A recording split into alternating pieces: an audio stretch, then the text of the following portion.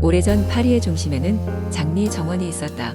이 정원은 단순한 정원이 아닌 마법의 힘을 지닌 장미로 가득한 장소였다. 전설에 따르면 이곳의 장미는 사랑과 희망을 지켜주는 힘을 지녔으며 파리를 방문하는 이들이 이 정원을 방문하면 사랑과 운명이 열리는 행운을 얻는다고 했다. 어느 날 파리에 살고 있던 젊은 마법사 아르망은 장미 정원의 비밀을 탐구하고 싶어졌다. 그는 장미들이 가진 마법을 이용해 사람들의 운명을 좋게 만들어주고 싶다는 사심 없는 마음을 가졌다. 아르망은 누군가와 비밀 이야기를 나누는 고요한 밤 정원을 잠입하기로 결심했다. 하지만 그가 정원에 도착했을 때 장미들이 모두 시들어져 버린 것을 발견했다. 아르망은 이러한 일이 일어난 이유를 찾기로 결심하며 가득한 별빛 아래 정원의 중심에 위치한 오래된 분수대로 향했다. 그곳에서 그는 전설적이다 못해 실제 존재하지 않는다고 여겨졌던 장리의 정령을 만나게 되었다.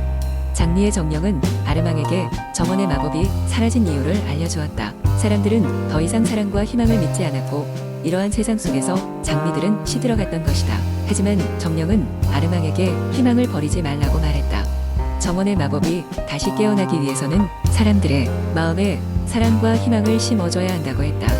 마법사 아르망은 정령의 말을 귀담아 듣고 파리 시내 곳곳을 돌았다. 그는 사람들과 이야기를 나누고 그들 마음의 문을 열고 사랑과 희망의 씨앗을 심기 시작했다. 아르망의 노력은 점차 결실을 맺기 시작했고 어느 날 밤 다시 정원을 방문한 아르망은 놀라운 광경을 목격하게 되었다.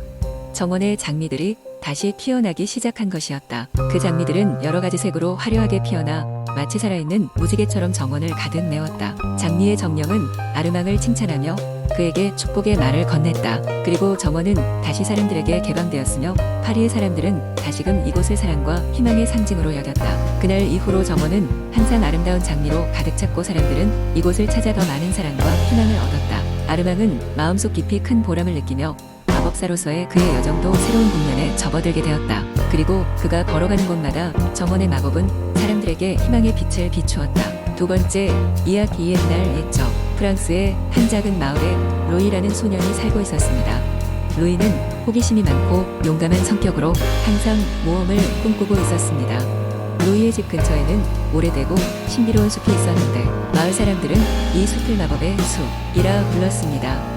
그들은 숲 안에는 마법의 생물과 보물이 숨겨져 있다고 믿었지만 아무도 숲에 들어가 본 적은 없었습니다.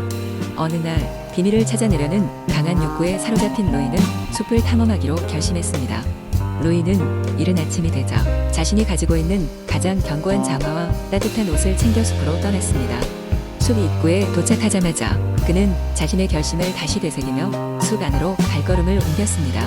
처음에는 그저 평범한 나무와 풀들 뿐인 것처럼 보였지만 점점 더 깊숙이 들어갈수록 주변이 이상하게 변해갔습니다. 나무들은 마치 살아있는 것처럼 흔들렸고 바람은 낮은 음성으로 속삭이는 것처럼 들렸습니다. 얼마 지나지 않아 루이는 길가에서 커다란 황금빛 문을 발견했습니다. 문에는 낯선 문자들이 새겨져 있었고 중앙에는 큼직한 동그라미가 그려져 있었습니다. 루이는 움켜쥐고 있던 나무 막대기로 문을 두드렸고 문은 현저시했습니다. 문이 열리자 눈앞에는 눈부신 빛의 공간이 펼쳐졌습니다. 그곳에는 아름다운 정원과 다양하고 놀라운 생명체들이 가득했습니다. 정원 안을 방황하던 중 루이는 작은 요정 리리엘을 만났습니다. 리리엘은 루이에게 이곳이 마법의 숲의 핵심부라고 설명했습니다. 이곳에는 세상을 다스리는 고대의 마법이 깃들어 있으며 숲이 존재하는 한 그 마법도 영원히 이어진다고 했습니다. 리리엘은 루이의 용기와 순수한 마음을 느꼈고 그를 특별한 친구로서 맞이했습니다. 그리하여 둘은 숲속의 많은 모험을 함께하게 되었고 서로의 이야기를 나누며 친구가 되었습니다. 루이는 날마다 새로운 것을 배우고 경험하며 숲을 즐겼습니다. 어느 날 숲의 저 깊숙한 곳에서 검은 안개가 피어오르며 숲에 영향을 주기 시작했습니다. 리리엘은 루이에게 검은 안개가 숲의 마법을 위협하고 있으며 이를 막아야 한다고 말했습니다. 루이는 리리엘과 함께 안개의 근원을 찾기 위해 모험을 떠났고 마침내 검은 마법사 라그나르를 만나게 되었습니다. 라그나르는 숲의 마법을 자신의 것으로 만들려 했고 이를 통해 전 세계를 지배하려고 했습니다. 루이는 리리엘과 협력해 라그나르의 마법을 무력화시킬 수 있는 고대의 주문을 찾아 레그나르와의 긴 전투 끝에 마법사를 물리치고 숲을 구할 수 있었습니다. 마을로 돌아온 루이는 자신의 모험담을 사람들에게 전하며 숲의 신비와 아름다움을 이야기해 주었습니다. 마을 사람들은 루이의 이야기에 감동받았고 루이는 모두의 영웅이 되었습니다. 그 후로도 루이는 종종 숲을 방문하며 그의 친구 리리엘과 함께 새로운 모험을 이어갔습니다. 그리고 마법의 숲은 계속해서 루이의 마음속에 특별한 자리를 차지하게 되었습니다. 이리하여 루이의 이야기는 마을 사람들에게 오랫동안 전해지며 숲의 마법과 모험에 대한 전설로 남아 있었습니다. 세 번째, 이야기 옛날 옛적. 프랑스의 어느 작은 마을에 파리에라는 이름의 양치기 소녀가 살고 있었습니다. 그녀는 마을에서 가장 귀한 양떼를 돌보고 있었는데 그 양떼는 황금빛 털을 가진 특별한 양들이었습니다. 이 양들은 마을 사람들에게 커다란 자부심을 안겨주었고 많은 여행자들이 그 양떼를 보기 위해 마을을 찾곤 했습니다. 마을은 양들의 털을 팔아번 돈으로 풍족한 생활을 누리며 양떼는 모두의 사랑을 받았습니다.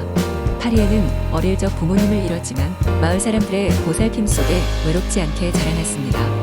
그녀는 매일 아침 이른 새벽에 양떼를 이끌고 언덕 너머 푸른 초원으로 나갔습니다.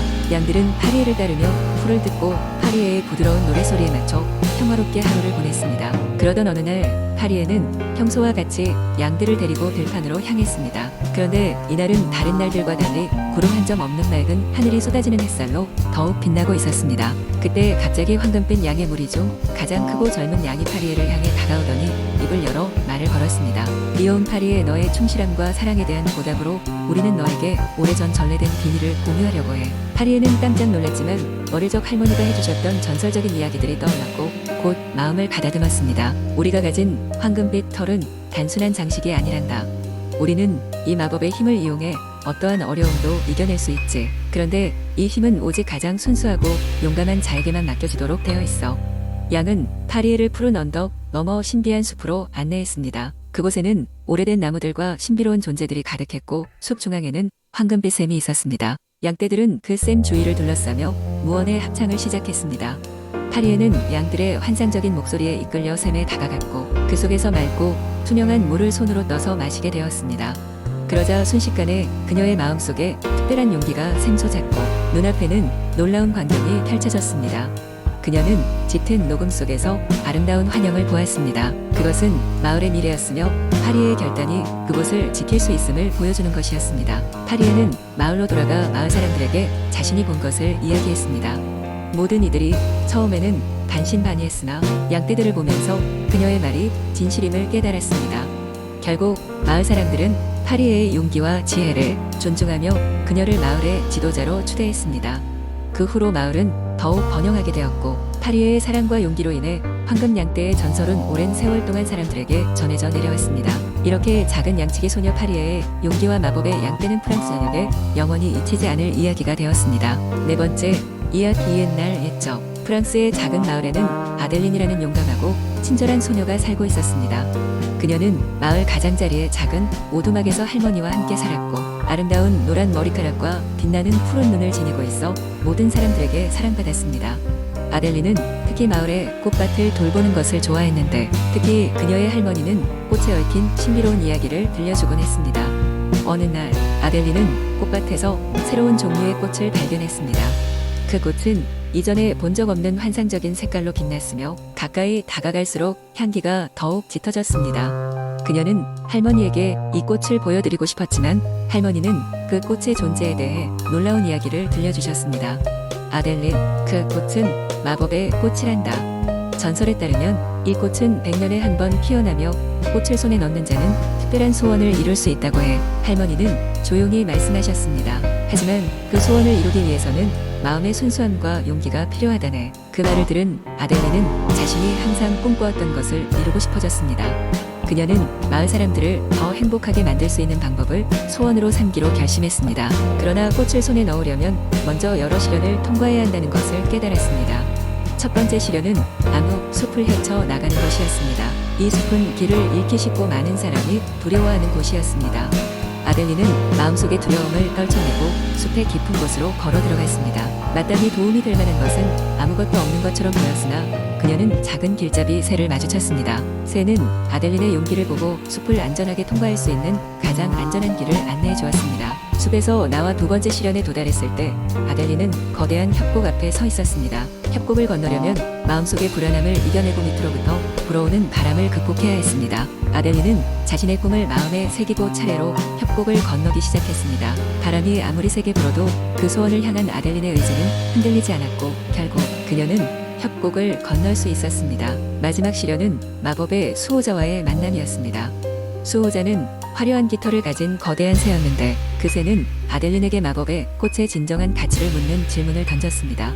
아델린은 자신이 소중히 여기고 싶은 것은 마을 사람들의 행복이며 그들을 위해 차분하고 깊은 사랑을 전하고 싶다는 결심을 담아 대답했습니다. 수호자는 아델린의 순수한 의지를 느꼈고 그녀에게 마법의 꽃을 선사했습니다. 아델린은 그 꽃을 손에 쥐자 마을로 돌아와 꽃을 마음껏 나누었습니다. 마을은 순식간에 환하게 빛나기 시작했고 마법의 힘 덕분에 사람들은 서로서로의 삶을 염려하며 더 행복하게 지낼 수 있게 되었습니다. 그 이후 아델린은 그녀의 할머니와 함께 오래도록 행복하게 살았으며 마을 사람들은 늘 감사의 마음으로 그녀를 존경했습니다. 그리고 마을의 전설로 남은 이 이야기는 다음 세대에도 계속해서 전해지며 용기와 순수함 그리고 사랑의 가치에 대해 알려주었습니다.